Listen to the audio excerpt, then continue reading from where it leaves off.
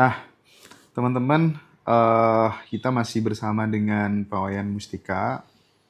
Kali ini Pak Wayan, kapan hari itu kan sempat rame ya Pak Wayan, berita viral di mana ada seorang artis yang dulu ketika dia lagi naik daun itu menghidupi puluhan keluarganya.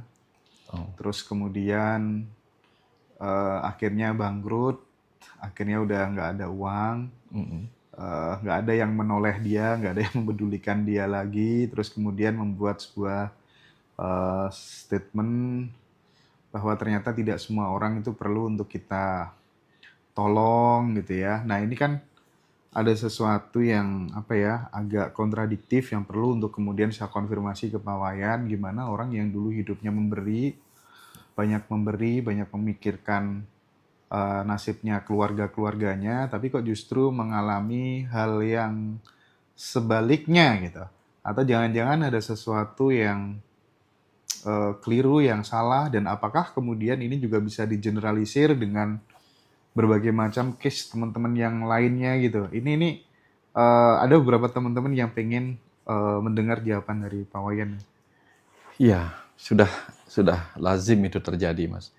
Ketika kita kaya, semua mengaku saudara, semua mengaku teman. Ketika kita jatuh miskin, semuanya menjauh. Dan itu membuat perasaan menderita bagi banyak orang. Tetapi bisa nggak kebayang, Mas Hendra? Ada hal yang terjadi sebaliknya. Kalau cerita tadi kan, ketika kita kaya, semua orang minta tolong kepada kita. Semua menoleh kita. Okay. Begitu kita miskin, semua berpaling dari kita. Lah, ini Tuhan lebih hebat lagi. Begitu semua diberikan berkah, semua berpaling tanpa rasa syukur. Begitu muncul bencana, semuanya menghujat Tuhan.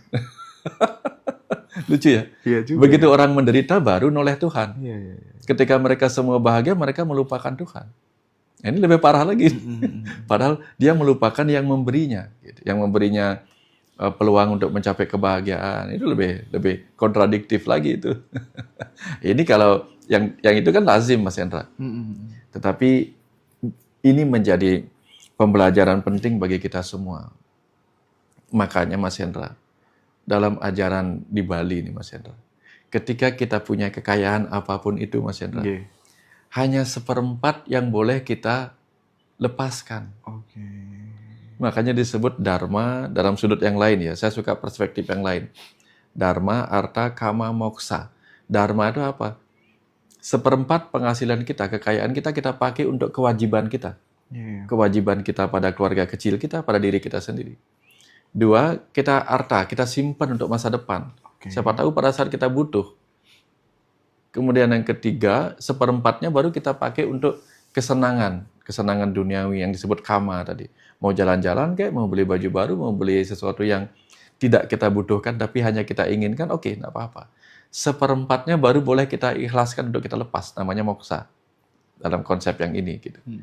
Nah, walaupun ada cerita lain dalam konsep tadi. Ini disebut catur purusa arta, 4 harta dari jiwa kita. Nah, kalau rata-rata begitu kita kaya raya, kita habiskan untuk nolong orang, semua orang kita tolongin gitu. Sampai lupa kita menyiapkan di masa depan kita ya seperti ini jadinya. Jadi beliau, Mbak itu, sudah mengorbankan dirinya untuk menjadi contoh bagi yang lain. Jadi dalam hal ini jiwa saya berterima kasih kepada jiwanya dan mendoakan sebentar lagi semoga jiwa-jiwa lain segera datang untuk membantunya. Dipakai Tuhan untuk menjadi pengingat alarm bagi semua. Bagi semua. Tidak mudah menjadi itu. Tidak mudah. Sama seperti Mahatma Gandhi ya, menjadi contoh bagaimana kekerasan itu tidak bagus. Gitu. Dia mengajarkan ahimsa malah dikerasin. Gitu. Ya. Jadi dalam sudut yang berbeda, dalam skop yang berbeda, mbaknya walaupun ceritanya berbeda, gitu. Tetapi itu menjadi inspirasi yang lain bagi orang-orang untuk tidak sampai menjadi seperti beliau. Eling dan waspada. Begitu kita kaya, eling. Banyak orang akan mendekat. Waspadai orang-orang yang kita tolong. Dan kita tahu kan, orang itu dikasih tolong sekali, berterima kasih dikasih tolong 2 kali, bukan terima kasih lagi, nungguin. Nah, begitu dikasih 3 kali, Marah. menjadi kebiasaan. Oh, kebiasaan. Begitu nggak dikasih, marah. Marah. Mana kok nggak dikasih lagi nih, gimana gitu ya. Karena sudah menjadi bagian dari hukum kelemaman. Di dunia fisik ini kita terjebak dalam hukum kelemaman, Mas Hendra. Yang terbiasa bergerak akan bergerak. Yang terbiasa berhenti akan berhenti. Masih ingat nggak kalau kita naik mobil itu? Mobilnya berhenti, kita langsung ke depan. Karena terlanjur bergerak. Nah, yang terbiasa diberi akan terus minta diberi. Yang terbiasa memberi akan kesenangan memberi.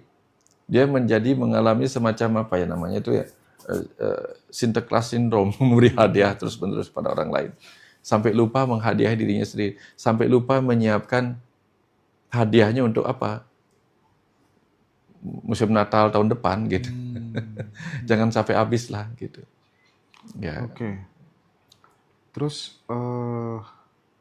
Pak Wayan kembali ke soal tadi ya, gimana tadinya sukses, terus kemudian mengalami jatuh gitu ya, jatuh, bangkrut dan lain sebagainya gitu. Nah, kan orang memaknai sebuah ujian itu kan beda-beda terkait dengan level kesadarannya masing-masing gitu ya. Memahami ujian dalam perspektif spiritual tingkat tinggi itu gimana menurut Pak Wayan gitu, saat kemudian kita berada di fase itu, cara memaknai yang tepat gimana Pak? Kalau kita menyebut itu sebagai ujian, maka kita percaya di situ ada soal. Oke. Kalau kita menganggap di situ ada soal, maka kita menganggap pasti ada hal yang perlu dipertanyakan pada soal itu, yang perlu dicari jawabannya.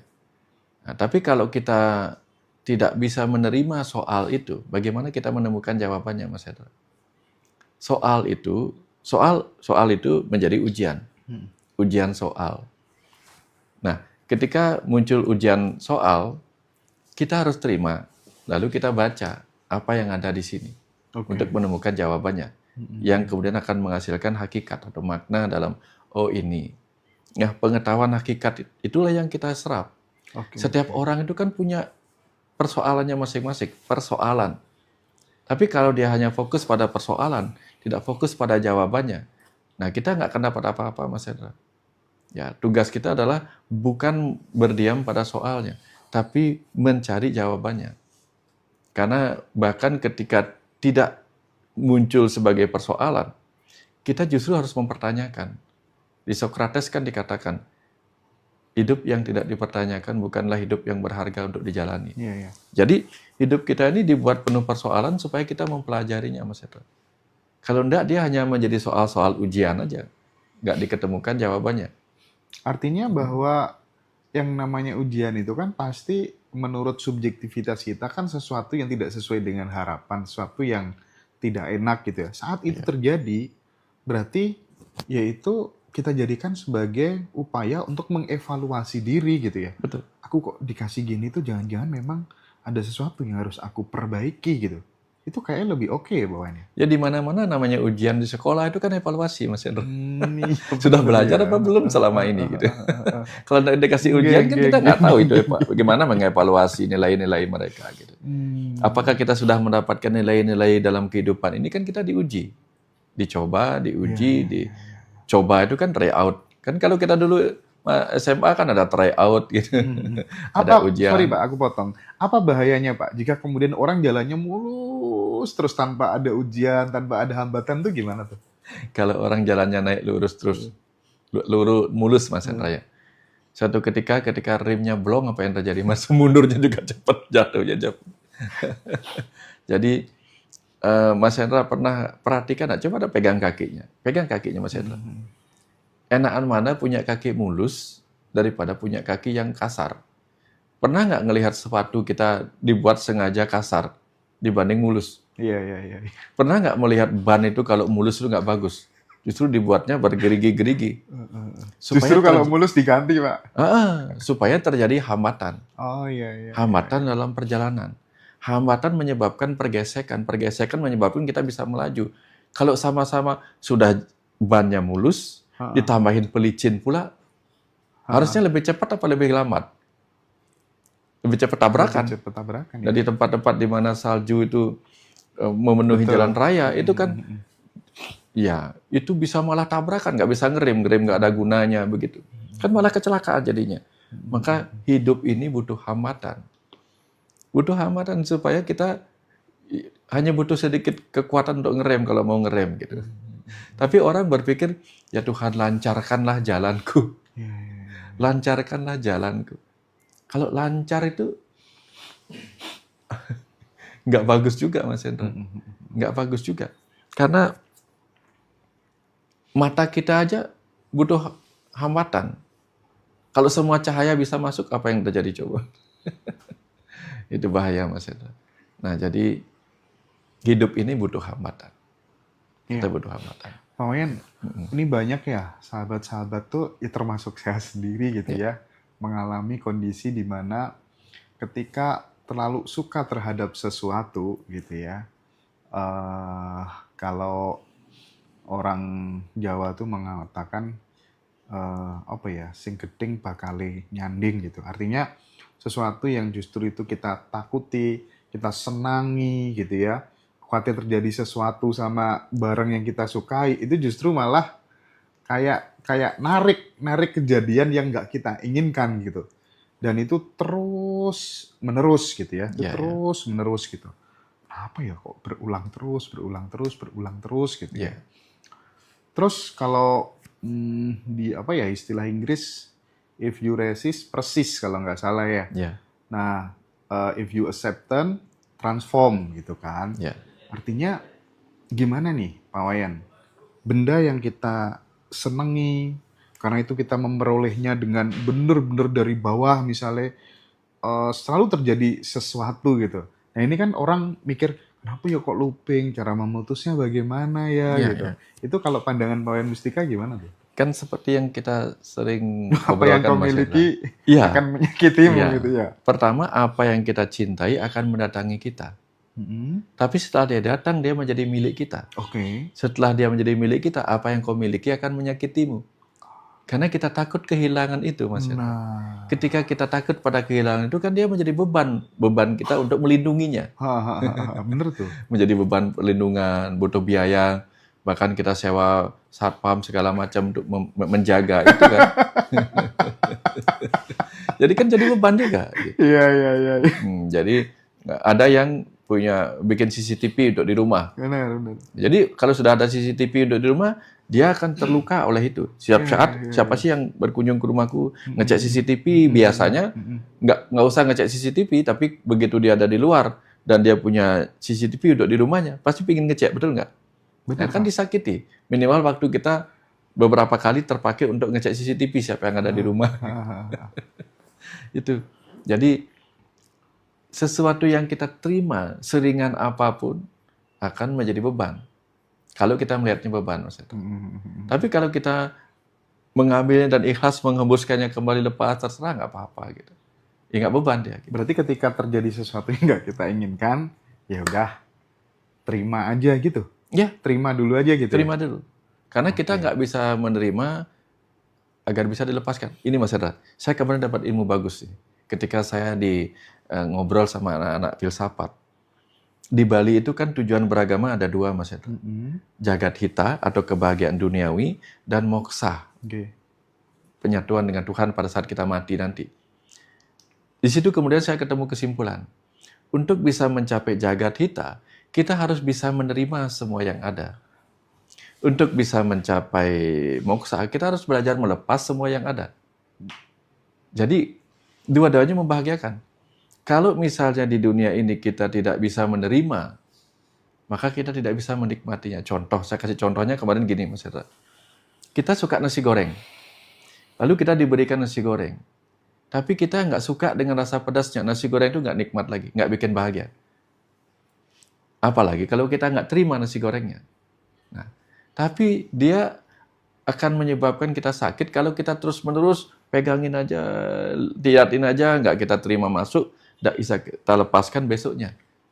Nah, pada saatnya tiba. Nah, ternyata dua itu tadi, Mas Hendra. Banyak orang ingin bahagia, tapi nggak berani melepaskan. Dia memegang bebannya sendiri, Mas Hendra. Nanti kan kita mati kan tubuh ini juga kita lepaskan. Ya. Kira-kira Mas Hendra pernah ngelihat orang gila ganti-ganti baju enggak? Enggak. Dia sangat melekat pada bajunya. Nah, berarti kalau kita sangat melekat pada benda tertentu kan berarti kita gila juga. Betul nggak? Iya sih, benar. Jadi semakin menerima, justru terjadi perubahan, tidak berputar-putar di situ terus case-nya gitu artinya Pak Iya, Wayan ya. iya. Oke, perlu nggak Pak? Misal nih, kita beli mobil nih, misalnya harganya di atas 1,3 nih. Misal, ini udah belajar melepas nih. Terus kemudian kita tahu bahwa mobil ini kan adalah energi gitu ya. Terus kita ngomong sama mobil tuh, kamu jangan dicet-licet lagi ya, kamu jangan ditabrak lagi ya, kamu jangan nabrak dan lain sebagainya. Itu akan berpengaruh nggak? Atau justru itu akan memperkuat kejadian itu berulang-ulang atau gimana? Saya pernah diceritain sesuatu yang menarik sama Pak Putu Eka. Beliau akhirnya berhenti mengasuransikan mobilnya. Karena begitu dulu mengasuransikan mobilnya, dalam pikirannya nggak apa-apa kalau ditabrak dikit-dikit ada yang bayarin asuransi gitu. Malah jadi sering tabrakan. Tapi begitu dia berhenti asuransi, dia mulai hati-hati. Jangan sampai ketabrak karena aku yang akan bayarnya begitu. Nah, itu kan attraction. Apa yang kita panggil, dia merasa nggak apa-apa gitu. Datanglah apa yang dia takutin. Gitu. Nah, tugas kita sekarang ini kan belajar untuk tidak menarik apa yang tidak kita inginkan. Gitu. Biasa-biasa aja. Biasa aja. Punya ya biasa, nanti hilang ya biasa, begitu. Oke. Tapi itu nggak gampang latihannya, Pak Wayan. Oh iya. Ya. Kalau gampang, Mas Hendra, satu, kita tidak akan merasakan kebahagiaan pada sesuatu yang gampang, Mas Hendra. Iya. Misalnya, kita ingin sesuatu tanpa perjuangan, gitu. Dikasih aja gitu, nggak seru juga. Ya cari pasangan hidup tanpa perjuangan gitu, nggak seru. Ya. Jadi segala sesuatu yang terjadi dalam hidup kita itu ternyata Pak Wayan benar-benar ada pengaruh dari isi data-data yang ada di dalam pikiran kita ternyata ya. Ketakutan, kekhawatiran yang bersemayam, yang nempel menjadi sebuah program itu sangat berpengaruh terhadap jalan hidup. Ya, makanya ada istilah di agama itu raihlah kepasrahan. Karena kepasrahan itu menghilangkan takut dan beraninya. Iya. Tidak juga berani, tidak juga takut. Gitu. Namanya pasrah kan begitu. Kamu berani nggak pada kematian? Enggak. Kamu takut? Aku pasrah aja gitu. Datang ya aku terima. Gitu. Jadi pasrah itu seperti itu, netral ya, netral. Gitu. Sudah berserah lah, berserah apa adanya begitu ya. Ya kalau kita takut terus-terus kan apa yang kita takuti akan mendatangi kita. Seperti orang takut hantu, bayangan apapun bisa menghantui kita gitu. Bahayanya di situ juga. Oke. Jadi itu sahabat semuanya mudah-mudahan bisa menjadi inspirasi gitu ya. Jadi teman-teman yang mengalami hal yang sama, peristiwa yang looping, berulang, kayaknya cukup deh pencerahan dari Pak Wayan. Lagi-lagi kita harus menerima apapun kejadiannya. Pasrah itu ilmu tertinggi kayaknya ya Pak Wayan ya. Dan lagi-lagi memang harus berlatih. Oh ya Mas Hendra. Mau nonton sepak bola kan nanti. Oh iya. Gimana pandangan Mas Hendra? Saya sekarang nanya. Gimana pandangan Mas Hendra kalau ada striker kita misalnya, dia mengejar bola, begitu dapat bolanya nggak mau dilepas. Bahkan tidak ditembakkan ke gawang, karena dia nggak mau lepas. Dibawa puter-puter aja terus. Lempar aja Pak, lemparin batu aja. Lemparin batu aja. Jadi seperti itu kita. Kalau kita mendapatkan sesuatu, tidak berani melepasnya untuk orang lain, itu berbahaya. Makanya apapun yang terjadi, tugas kita adalah hanya menjadi penyalur. Oke. Ya. Itu artinya kita nggak boleh pelit gitu ya, karena orang yang pelit itu dia nggak mau ngelepas gitu ya Pak Wayan ya. Dan kalau Kang Abu sering mengulang-ulang, orang nggak mungkin level kesadarannya bakal naik sepanjang masih pelit gitu ya Pak Wayan ya. Saya tiba-tiba mengalir kata ini. Karena pelit itu sama dengan sembelit gitu. Iya, iya, iya, Jadi iya, kalau iya. kalau kita keluar kotorannya pelit, itu disebutnya sembelit. Iya, iya, Jadi iya, kalau iya. orang keluar keluar uangnya untuk nolongin orang itu pelit, ya itu sembelit juga. Ah, ah, Pelit ah, ah. kekayaan. Iya, iya, iya, iya. Ya, banyak orang gara-gara pelit jadi sembelit, terakhir pailit. Pilot. Oke. Ya, Dan itu memang yang susah itu kalau kita mau mendelete kebiasaan pelit itu ketika kita memang dari lahir, dari rahim, dari keluarga, bapak ibu yang memang punya tradisi pelit karena kondisi Bapak Yan. karena kita meniru fenotip. Secara fenotip Ah, kita meniru apa yang dilakukan orang gitu. Nah, tapi ada juga orang yang memang walaupun orang tuanya pelit, tapi dasarnya dia adalah roh yang mateng, yang tidak terlalu oh, melekat. Ya. Nah, sekarang kita semua ini kan sedang bertumbuh menjadi roh mateng. iya, iya Pak, iya Pak. Ya, belajar, kita harus belajar sendiri gitu. Mm, mm, mm, Ya, mm, mm. nggak bisa orang tua kita profesor, nanti profesornya diwariskan ke kita, nggak bisa. Oke. Orang tua kita bijak, bijaknya diwariskan ke kita, nggak bisa. Mm, mm, Tetap aja kita harus berlatih gitu. mm, mm. Setiap orang tuh nggak bisa mengikuti apa, mengambil atau mewarisi apa yang dimiliki orang lain. Dia harus melakukannya sendiri. Latihan itu latihan sendiri, Mas Hendra.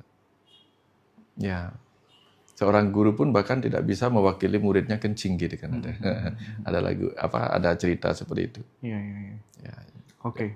ya. Habis ini teman-teman kita akan ngobrol sama Pak Wayan Mustika lagi tentang ruh ya, tentang nyawa, tentang hmm, perjalanan hidup setelah mati. Yang itu ternyata kontradiktif dengan pemahaman ajaran-ajaran ini katanya tentang Zen dan lain sebagainya. Nah, ini nanti kita akan diskusikan Ya. supaya kemudian perspektif kita menjadi utuh tentang kehidupan dan kematian ini. Sampai ketemu di episode selanjutnya. Matur suwun, Pak Wayan.